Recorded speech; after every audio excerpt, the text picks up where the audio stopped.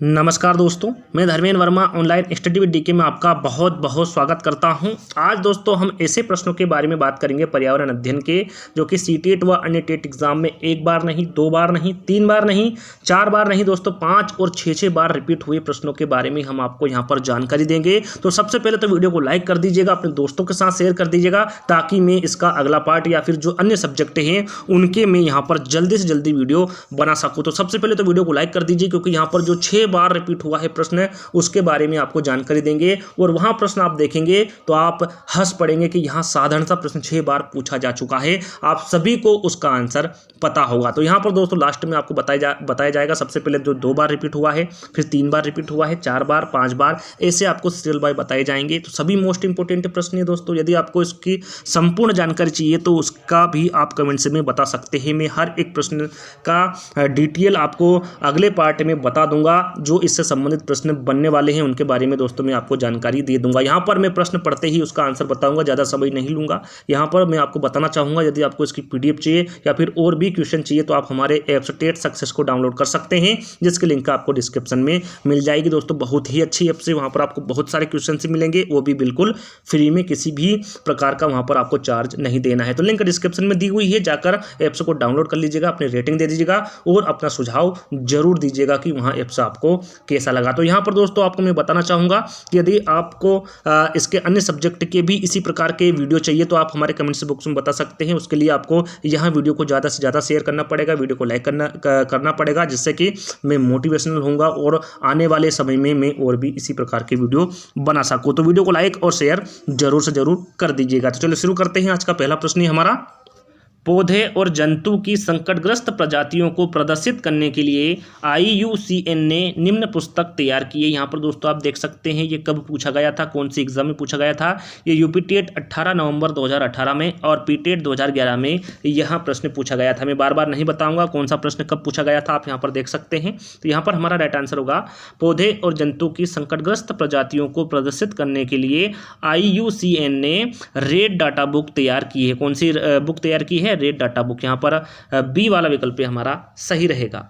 चलिए अगला प्रश्न है, चिपको आंदोलन किस राज्य से संबंधित है? यहाँ पर आपको बताना है जो चिपको आंदोलन है वो किस राज्य से संबंधित है। तो यहाँ पर हमारा राइट आंसर होगा उत्तराखंड। उत्तराखंड से संबंधित है चिपको आंदोलन। यहाँ पर मैं बताना चाहूँगा, जो प्रश्न आपको मैं बता रहा हूँ दोस्तों, इससे संबंधित जितने भी प्रश्न बन रहे हैं उन सभी प्रश्नों को आप अच्छे से याद कर लीजिएगा। यदि आपको उन प्रश्नों के बारे में जानकारी चाहिए तो कमेंट्स के माध्यम से जरूर बताएगा। जितने भी इन प्रश्नों से जो रिलेटेड प्रश्न बनेंगे उन सभी की मैं एक वीडियो अलग से बना दूंगा। तो यहाँ पर चिपको आंदोलन किस राज्य से संबंधित है?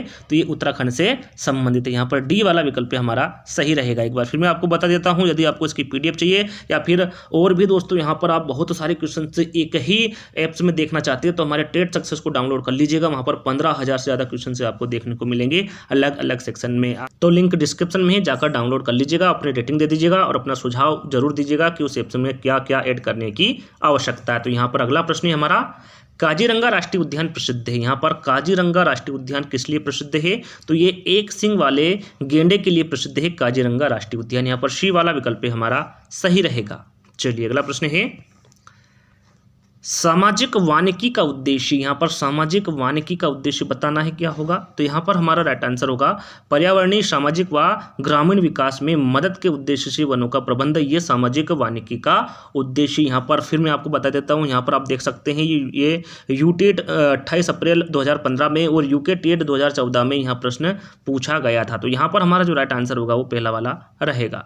चलिए अगला प्रश्न है, चिपको आंदोलन की जनक गौरा देवी द्वारा चिपको आंदोलन किस गांव में प्रारंभ किया गया? यहाँ पर आपको बताना है जो चिपको आंदोलन है वो किस गांव में प्रारंभ किया गया था। तो ये किया गया था रेणी गांव में। याद रखिएगा, रेणी गांव में चिपको आंदोलन प्रारंभ किया गया था। यहाँ पर पहला वाला विकल्प हमारा सही रहेगा।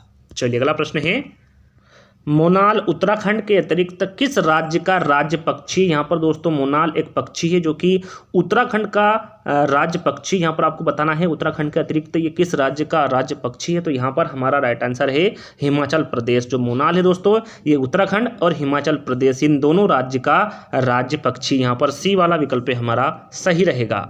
चलिए अगला प्रश्न है, किसी जगह के फ्लोरा तथा फना सूचित करता है। किसको सूचित करता है? फ्लोरा तथा फना। तो यहाँ पर देखिए जो फ्लोरा है दोस्तों ये पेड़ पौधों को सूचित करता है और यहाँ पर फना जंतुओं को सूचित करता है। तो यहाँ पर हमारा जो राइट आंसर होगा वो पहला वाला रहेगा, पेड़ पौधे एवं जंतुओं को सूचित करता है फ्लोरा एवं फना। तो यहाँ पर पहला वाला विकल्प हमारा सही रहेगा। चलिए अगला प्रश्न है, भारत का राष्ट्रीय पशु है। दोस्तों सरल सा प्रश्न है, पर यह प्रश्न आरटेट 9 सितंबर 2012 और यूपीटेट 29 जनवरी 2011 को पूछा गया प्रश्न है कि भारत का राष्ट्रीय पशु क्या है। तो यहाँ पर हमारा राइट आंसर है बाघ, जो कि आप सभी को पता है बाघ भारत का राष्ट्रीय पशु है। यहाँ पर सी वाला विकल्प हमारा सही रहेगा। चलिए अगला प्रश्न है, रात में जागने वाले जानवर हर चीज को केवल लाल रंग में देख सकते हैं, हर रंग में देख सकते हैं, केवल काली और सफ़ेद ही देख सकते हैं, या फिर केवल हरे रंग में देख सकते हैं। तो यहाँ पर जो रात में जागने वाले जानवर है वो हर चीज को केवल काली और सफ़ेद ही देख सकते हैं। यहाँ पर सी वाला विकल्प हमारा सही रहेगा। चलिए अगला प्रश्न है, नेपेंथिस एक ऐसा पौधा है जो मेंढकों, कीड़े मकोड़ों और चूहे जैसे छोटे जीवों को अपने अंदर फांस कर खा जाता है। हमारे देश में वहाँ पौधा पाया जाता है। कहाँ पाया जाता है दोस्तों? यहाँ प्रश्न एक ही एग्जाम में पूछा गया है, सीटेट एग्जाम में 2016 में भी आया था यहाँ प्रश्न और 2012 में भी यहाँ प्रश्न पूछा गया था। यहाँ पर आपको बताना है यहाँ पौधा हमारे देश में कहाँ पाया जाता है। तो ये मेघालय में पाया जाता है नेपेंथिस पौधा। यहाँ पर डी वाला विकल्प हमारा सही रहेगा। चलिए अगला प्रश्न है, निम्नलिखित में से सत्य कथन चुने। यहाँ पर आपको सत्य कथन चुनना है। यहाँ पर आप देख सकते हैं यहाँ प्रश्न एक ही एग्जाम में पूछा गया है, सीटेट 2015 में और 2014 में। यहाँ पर सीटेट एग्जाम में ही यहाँ प्रश्न पूछा गया है, 2 बार आ चुका है सीटेट एग्जाम में।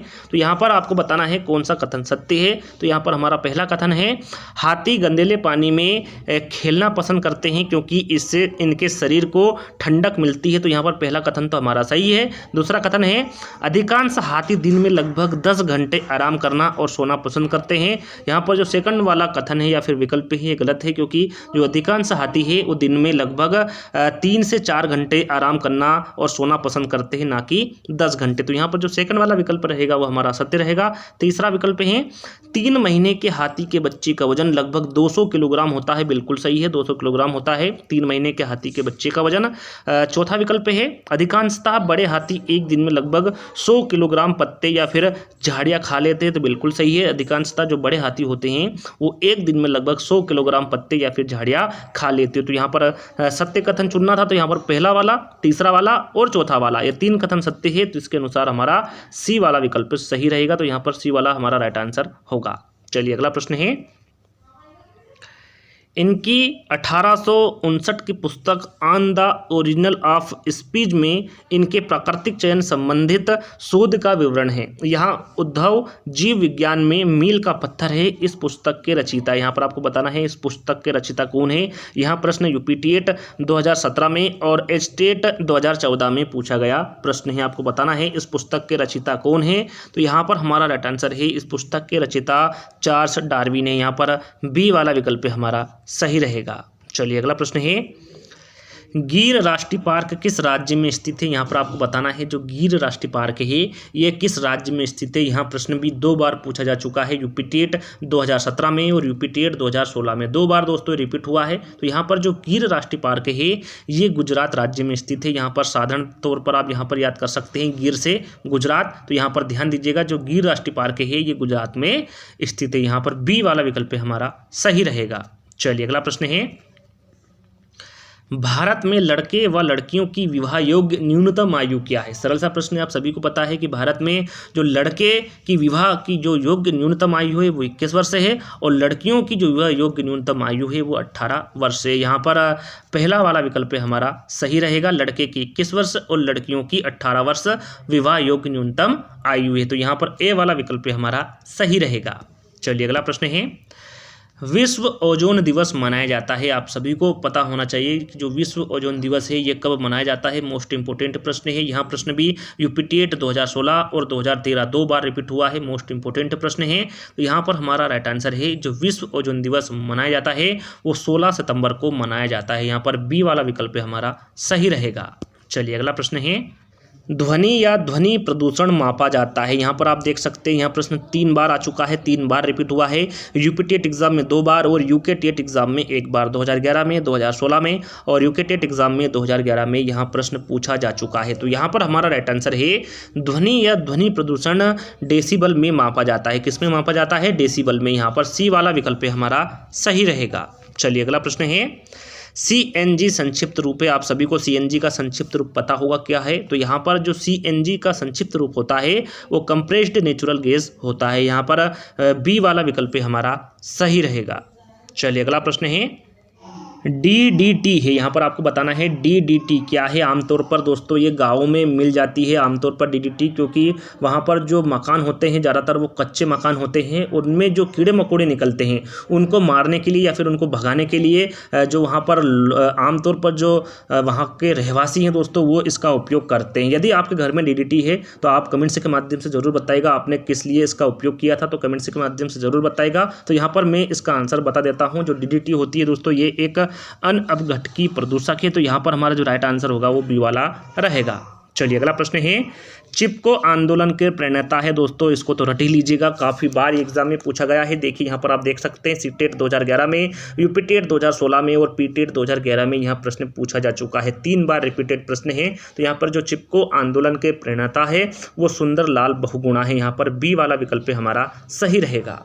चलिए अगला प्रश्न है, कांसे के बारे में सही कथन चुनिए। दोस्तों आपको कांसे के बारे में सही कथन चुनना है। अब जो आपको प्रश्न देखने को मिलेंगे वो 3 बार, 4 बार, 5 बार और 6 बार रिपीटेड प्रश्न देखने को मिलेंगे। यहाँ प्रश्न दोस्तों मैं आपको बता दूं सीटेट एग्जाम में 3 बार पूछा जा चुका है। आप देख सकते हैं 2012 में, 2013 में और 2015 में 3 बार दोस्तों यहाँ प्रश्न पूछा जा चुका है। तो ऐसे प्रश्नों को आपको घोल कर पी जाना है, इनको रट लेना है। तो यहाँ पर जो कांसे के बारे में सही कथन होगा वो कांसे को तांबा तथा टीन से पिघलाकर तैयार किया जाता है और कांसा अत्यंत मजबूत होता है और इससे तोप तथा मूर्ति या फिर बूत बनाई जाती है। यहाँ पर सेकंड और थर्ड ये दोनों ही विकल्प कांसे के बारे में सही कथन है। तो यहाँ पर हमारा जो राइट आंसर होगा वो सेकंड वाला रहेगा, बी वाला विकल्प हमारा सही रहेगा। चलिए अगला प्रश्न है, मध्य प्रदेश में कौन सा शहर झीलों का शहर कहलाता है। सरल सा प्रश्न है और मोस्ट इंपोर्टेंट प्रश्न है। आप सभी को पता होगा कि मध्य प्रदेश में कौन सा शहर है जो झीलों का शहर कहलाता है। तो यहाँ पर हमारा राइट आंसर होगा भोपाल। भोपाल दोस्तों मध्य प्रदेश में भोपाल शहर झीलों का शहर कहलाता है और भोपाल मध्य प्रदेश की राजधानी भी, याद रखिएगा मध्य प्रदेश की राजधानी भोपाल है। तो यहाँ पर पहला वाला विकल्प हमारा सही रहेगा। चलिए अगला प्रश्न है, निम्न में से कौन सा कथन गलत है। प्रश्न को ध्यान से पढ़ना है, उसके बाद आपको आंसर देना है। प्रश्न में पूछा गया है वहाँ कौन सा कथन या फिर वहाँ कौन सा विकल्प है जो कि गलत है। तो यहाँ पर हमारा राइट आंसर है चावल वानस्पतिक तेल का अच्छा स्रोत है। यहाँ पर जो बी वाला विकल्प है ये गलत है, क्योंकि जो चावल होता है ये वानस्पतिक तेल का अच्छा स्रोत नहीं होता है। यहाँ पर बी वाला विकल्प हमारा सही रहेगा। चलिए अगला प्रश्न है, भोपाल गैस आपदा के लिए कौन सी गैस जिम्मेदार है। आप सभी को भोपाल गैस आपदा के बारे में पता है, यहाँ पर आपको इसका आंसर भी पता है। तो यहाँ पर ये देख लीजिए कि यहाँ प्रश्न कितनी बार आ चुका है। ये एमपी टेट 2011 में, यूपी टेट 2018 में, यूपी टेट 2016 में और यू टेट 2013 में पूछा गया प्रश्न है। आपको कमेंट्स में जरूर बताइएगा कि वो कौन सा कारखाना था और कब इस गैस का रिसाव हुआ था। यहाँ पर मैं आंसर बताऊंगा आपको कि भोपाल गैस आपदा के लिए कौन सी गैस जिम्मेदार है। तो वो है मिथाइल आइसोसाइनाइड। आपको कमेंट्स के माध्यम से बताना है, उस कारखाने का नाम बताना है और यहां गैस कब रिसाव हुई थी इसके बारे में आपको कमेंट्स के माध्यम से जरूर बताना है। तो यहां पर हमारा जो राइट आंसर होगा वो पहला वाला रहेगा। चलिए अगला प्रश्न है, मैंने आपको पहले ही बताया था कि 5 और 6 बार दोस्तों प्रश्न रिपीट हुए हैं। 5 और 6 पे मैंने ज़्यादा जोर दिया था। तो यहाँ पर आप देख सकते हैं प्रोजेक्ट टाइगर कब लागू हुआ था। यहाँ प्रश्न 5 बार पूछा जा चुका है। यूपी टेट 2011 में, 2013 में, यूपी टेट 2017 में, पी टेट 2011 में और एमपी टेट 2011 में यहाँ प्रश्न पूछा जा चुका है। आप देख सकते हैं और आप सभी को ज़्यादातर मुझे पता है कि इसका आंसर भी पता होगा कि प्रोजेक्ट टाइगर कब लागू हुआ था। तो ये हुआ था 1973 में। याद रखिएगा प्रोजेक्ट टाइगर 1973 में लागू हुआ था और यहाँ प्रश्न 5 बार पूछा जा चुका है, आप देख सकते हैं। और जो आगे का प्रश्न है दोस्तों वो 6 बार पूछा जा चुका है, जिसके बारे में आप सभी को आंसर पता है विश्व पर्यावरण दिवस कब मनाया जाता है? मैंने शुरू में ही आपको बताया था कि जो 6 बार रिपीट हुआ है उसका आंसर आप सभी को पता है। और यहाँ प्रश्न आप देख सकते हैं कि 6 बार रिपीट हुआ है। यूपी टेट में 2 बार पूछा गया है, 2011 में और 2018 में। यूके टेट में भी यहाँ प्रश्न 2 बार पूछा गया है, 2011 में और 2014 में। आर टेट में 1 बार पूछा गया है 2011 में। एच टेट में भी 1 बार पूछा गया है और MP टेट में भी ये प्रश्न पूछा गया है 2011 में। आप देख सकते हैं ये 6 बार प्रश्न पूछा गया है कि विश्व पर्यावरण दिवस कब मनाया जाता है, और आप सभी को इसका आंसर पता भी है। ये 5 जून को मनाया जाता है विश्व पर्यावरण दिवस। यहाँ पर सी वाला विकल्प हमारा सही रहेगा। और यदि आपको चाहिए दोस्तों कि जो और भी सब्जेक्ट हैं जैसे कि बाल विकास हुआ और अन्य सब्जेक्ट हैं, उन सभी के यदि आपको इस तरह के वीडियो चाहिए तो आप हमारे कमेंट बॉक्स में बता दीजिएगा। यदि आप इसको ज़्यादा से ज़्यादा शेयर करेंगे, ज़्यादा से ज़्यादा इसको लाइक करेंगे तो ही मैं दोस्तों इसका अगला पार्ट बनाऊंगा। तो ज़्यादा से ज़्यादा शेयर कर दीजिएगा, वीडियो को लाइक कर दीजिएगा। और आज का वीडियो कैसा लगा ये भी आप कमेंट्स के माध्यम से जरूर बताइएगा। और इसकी यदि PDF चाहिए तो हमने आपको बता दिया, हमारे ऐप से टेट सक्सेस को डाउनलोड कर सकते हैं, जिसकी लिंक आपको डिस्क्रिप्शन में मिल जाएगी। फ्री है सब वहाँ पर दोस्तों। आपको 15,000 से ज़्यादा प्रश्न मिलेंगे, वो भी बिल्कुल फ्री में। तो जल्द ही दोस्तों एक अगली वीडियो मिलेंगे। जब तक के लिए धन्यवाद। जय हिंद।